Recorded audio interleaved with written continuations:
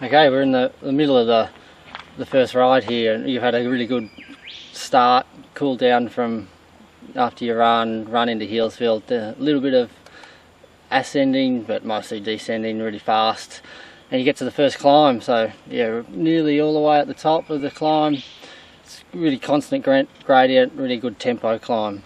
I found it last year as a tricky point. We had 5 or 6 guys in a bunch, and do you attack on the hill, do you not attack, you know, you get counter attacked. So it was all going through my head, and I decided not to attack, and we stayed together as a bunch all the way to Kinglake. So you've got to decide that as a rider. Is this a point in the race where you're feeling really strong and you want to make a bit of a move, or are you just trying to hang on to some faster riders? So they're the two extremes really.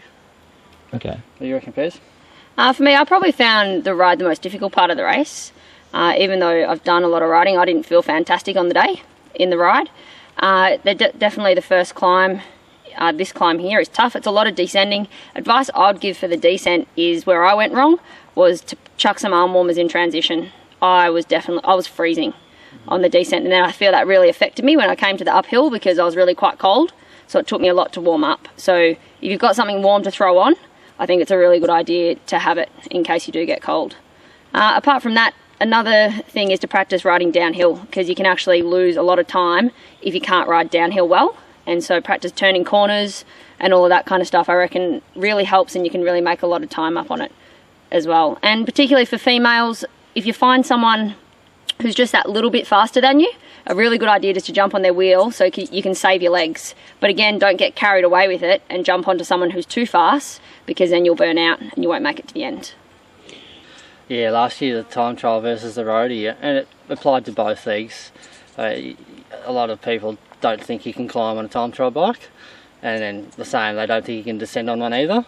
It's probably a little bit bike geometry specific, but I didn't think that was the case, and I used my time trial bike last year and had a great time.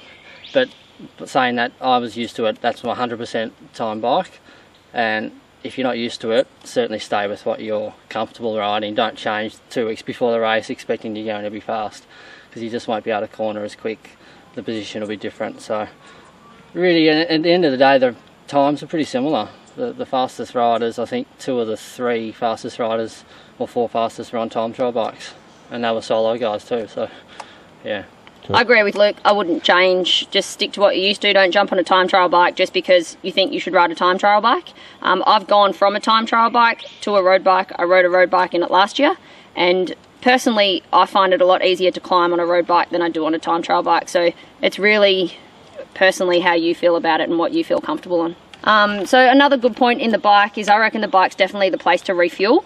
You get time to eat, time to drink, get your fluids up ready for the next run and the paddle. So I reckon it's a really good base leading into the rest of the race, is to get some food in. For me, I also think it's really important not just to get gels.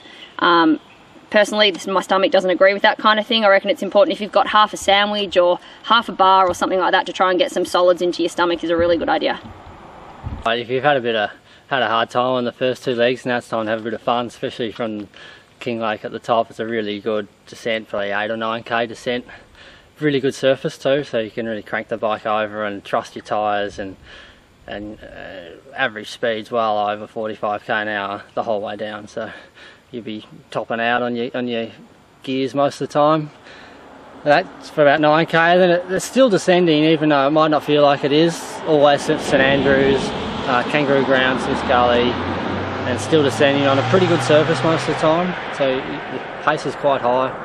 And then John chucks in a nasty little kick at the end, takes you off the main road, and you've got some pretty steep pinches. There's 2 main ones really. Yeah, out of the saddle climbing, but they don't go for very long, so that's really not too important. But it's just really the descent here. It's fun, and you can make some time up. If you've struggled on the climb, you can really try peak some back here. You can easily pull back 2-3 minutes on a climb.